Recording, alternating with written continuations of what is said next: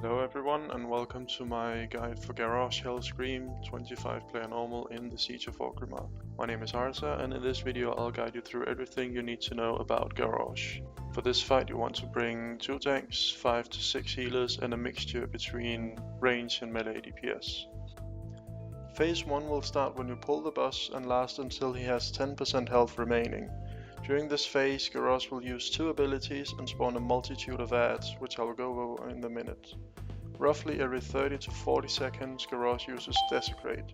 He will throw his axe at a random ranged raid member, inflicting 105k shadow damage to enemies within 15 yards and creating a desecrated weapon at the location. The desecrated weapon is a hostile NPC which can be killed, but it's surrounded by a very large purple void zone, which will tick for an additional 105k shadow damage per second if anyone is standing in it. The size of this void zone is proportional to the health of the weapon. The less health it has, the smaller the void zone gets. Kill the weapon and the void zone vanishes completely. The second ability Garrosh uses in this phase is called Hellscream's Warsong. He will cast this about every 30 seconds and it will increase his allies' physical damage dealt and their health with 125%. This effect will stack up to 5 times. As mentioned before, there are 3 types of adds that will spawn in this phase. The first ones are called Corkron Warbringers and will spawn 6 at a time split into 2 groups, entering from different sides of the room. These adds only have one ability called Harmstring, which will deal high physical damage to the tank and slow their movement by 50%. The second type of add is called Farseer Wolf Riders.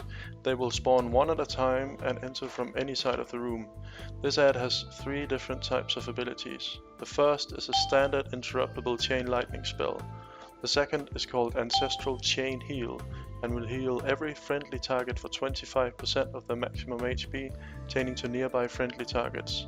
Finally, the third ability is called Ancestral Fury and will cause the Wolf Rider to gain 25% casting speed if interrupted. This effect stacks. The third and final adds of this phase are called Siege Engineers. They will spawn 2 at a time above the fighting area on small ledges. These are very important as they will attempt to activate something called Iron Stars. You can see where the Iron Stars are located in this picture right here. It will take the engineers 15 seconds to activate an Iron Star. When activated, it will roll across the room, dealing massive damage to any player or adds caught in its path. Once it reaches the opposite wall, it will explode and deal 1.9 to 2.1 million fire damage to all players in the raid. This damage will however decrease the further away you are from the explosion. The directions and safe zones during an active Iron Star can be seen here.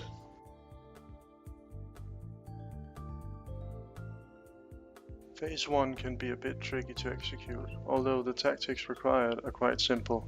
Start off by having your tank pull Garrosh to the left edge of the circle in the middle of the room, and your ranged DPS stacking almost on top of where Garrosh was standing.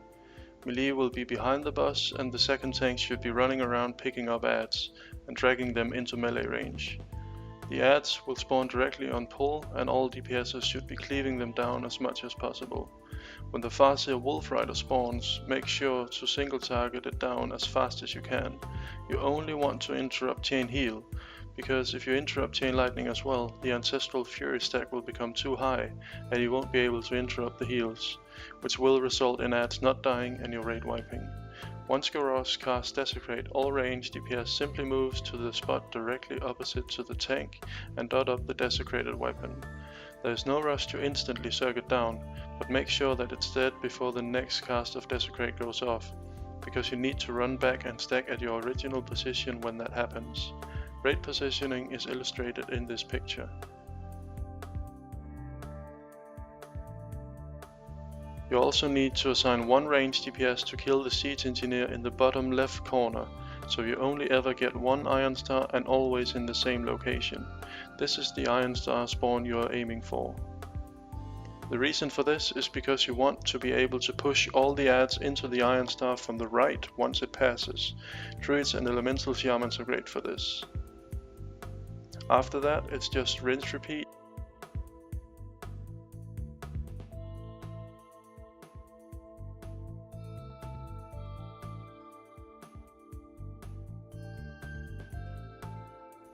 Upon reaching 10% health, Garrosh will heal back to full and transport himself and your raid into the realm of Harzahd. While inside, Garrosh will begin to absorb energy from the heart of Harzahd and gain Harzahrd's protection, making him immune to all damage. Defeating all Shah minions inside will dispel this effect and allow you to attack Garrosh, preventing him from draining any more energy. Your raid can be transported to 3 different locations, and depending on where you are ported, you will face off against 3 different types of Shah.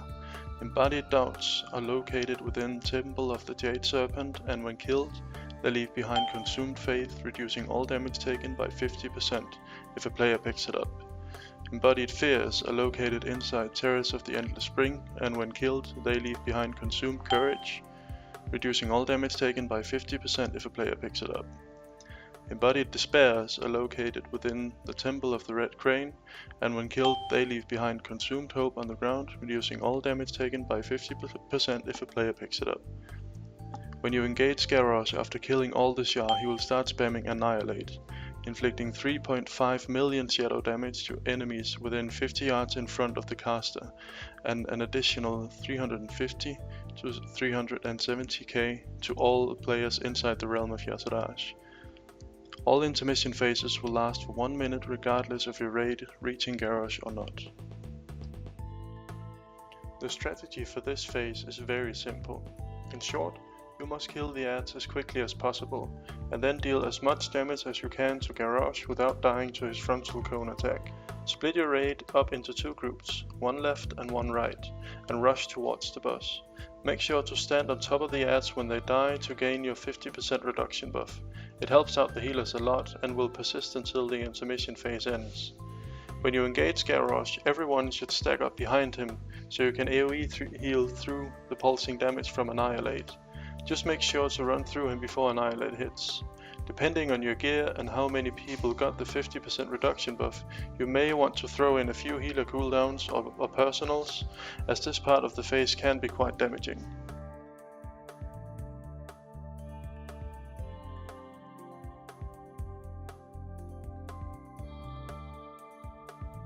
After 1 minute have passed, you will enter phase 2. Garrosh will be at full health minus the damage you did to him during the intermission. During this phase, Garrosh will no longer summon ads, but instead he gains a few new abilities and a corruption bar. The amount of corruption that Garrosh has is determined by how long it took your raid to reach and interrupt him during the intermission phase. Garrosh has 4 abilities in this phase, and based on the amount of corruption he has, these abilities will become empowered one by one. An empowered ability is essentially just a more dangerous version of its non-empowered counterpart. Here's a list of the abilities, both normal and empowered. Whirling Corruption causes Garrosh to spin around, inflicting 105k shadow damage to nearby enemies every 5.2 seconds. The damage inflicted decreases the farther away you are from Garrosh. Whirling Corruption becomes empowered when Garrosh reaches 25 corruption. The empowered Whirling Corruption will, in addition to its normal effect, periodically fire a missile at a player, inflicting 200k shadow damage to enemies within 8 yards and create a minion of Harzahd at the location. The spawning location of these minions are indicated by purple circles on the floor. Minion of Corruption will cast Empowering Corruption when killed, which heals nearby minions to full and increases their health and damage by 200%. This effect stacks. Touch of Harzahd is a mind control effect that Garrosh will cast on 4 random raid members, causing you to lose control of your character. Affected players will attempt to spread the Touch of Harzahd to other players. DPSing these players below 20% health will break the effect. Touch of Harzahd becomes empowered at 50 corruption. The empowered Touch of Harzahd will, in addition to its regular effect, make mind control players immune to crowd control abilities and have increased health. Desecrate works exactly like in phase 1 and will become empowered at 75 corruption. The empowered Desecrate will cause the desecrated weapon to become indestructible and regain health over time. Gripping Despair is a tank debuff, which inflicts 30k shadow damage per second for 10 seconds. This effect stacks. The empowered version of Gripping Despair will, in addition to its normal effect, cause Explosive Despair once it expires or is removed. Explosive Despair inflicts shadow damage equal to the value of Gripping Despair, increasing damage taken by Explosive Despair by 10% for each stack of Empowered Despair when it expired or was removed. Roughly every 2 minutes or so during this phase, Garrosh will transport you back inside the realm of Harzahd, where you will have to repeat the intermission phase. Depending on how good or bad your DPS is, you will be transported back inside 1 or 2 times. Phase 2 is a bit easier to manage than Phase 1, because you don't need to DPS adds. Instead, this phase relies heavily on proper positioning and movement. Phase 2 can be split into 2 parts, one being before the second intermission and the second being after the intermission. In this phase, you want to maximize your DPS on Garrosh, which means ignoring the desecrated weapons completely. The only ones that should ever touch them are multi-dot classes for their single target procs. As soon as you exit the first intermission, have all your ranged DPS run to the top right corner of the room and stack up tight. Once you get Desecrate, you simply move along the wall whilst continuing DPSing Garrosh. Range should always be standing right next to the Desecrate and adjust to its shrinking, to save as much space as possible. Tanks will position Garrosh accordingly to the Desecrates, so all DPS are always in range. Positioning and movement are illustrated in this picture here.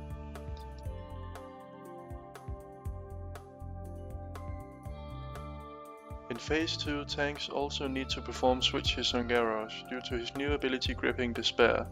Depending on your gear and healers, you should always switch at around 8 to 10 stacks. When Garrosh uses Whirling Corruption, it's a very good idea to have one healer move into melee right before it hits and pop a cooldown. This, combined with minor CDs such as Anti-Magic Zone, Smoke Bombs, etc. will allow melee to stay in melee range and DPS the boss. Range will just stay stacked next to Desecrate and AoE heal through it. The most important part of this phase, however, is the touch of Harzahd. You need to interrupt and DPS these players below 20% as fast as possible. If they are allowed to mind control additional players, it can quickly cause you to lose too many people and eventually wipe.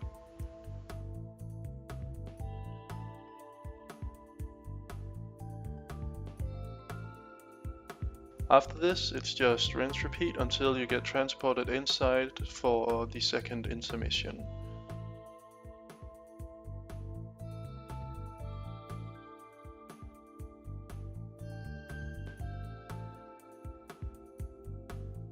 Once you finish the second intermission, you will go back to the second part of Phase 2, where your positioning will change slightly. Have your ranged DPS stack on the same spot as on pull in Phase 1 and move directly opposite of that spot when you get Desecrate.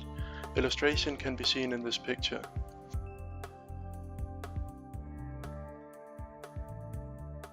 The reason for this is because of the empowered Whirling Corruption, which now summons adds. The best way to deal with these is to have both melee and range spread out, pick a minion and kill it away from other raid members, so the minions don't heal and empower each other. This would be very difficult to do if all range was stacked up against a wall. However, this also means that you absolutely need to kill the desecrated weapons you get in the center of the room, same as in Phase 1, because you will need the space for Phase 3. After killing your minions, go back to your positions and continue to deal with the touch of Harzahd and Desecrate. Also, make sure that you don't stand in the purple circles on the floor spawned by empowered Whirling Corruptions, as they will kill you if you don't use a cooldown. You may get a third intermission depending on your DPS, but nothing changes after you exit. Continue to execute the second part of Phase 2 until you reach Phase 3.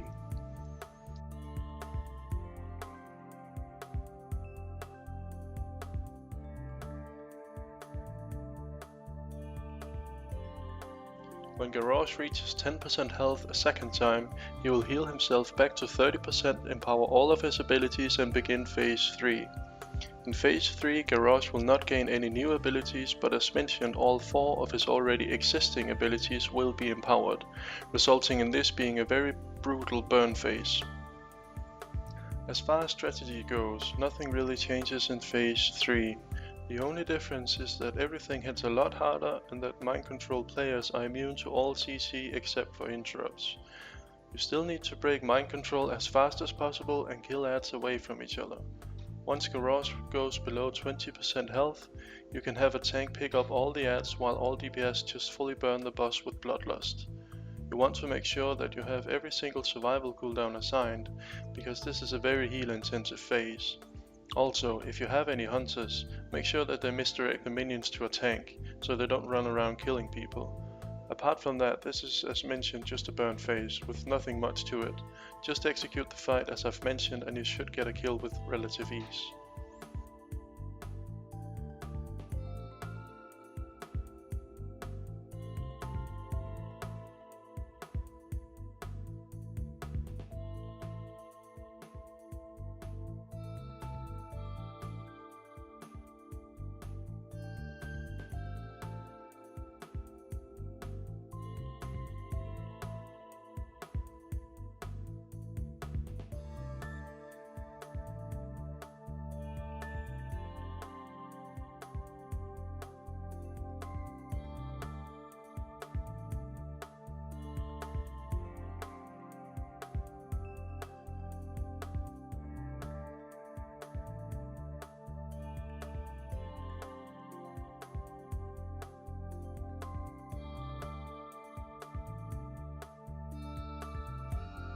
If you found this guide useful, please give me a thumbs up. You can also watch my stream on Twitch. There's a link in the description box below. Thank you for watching.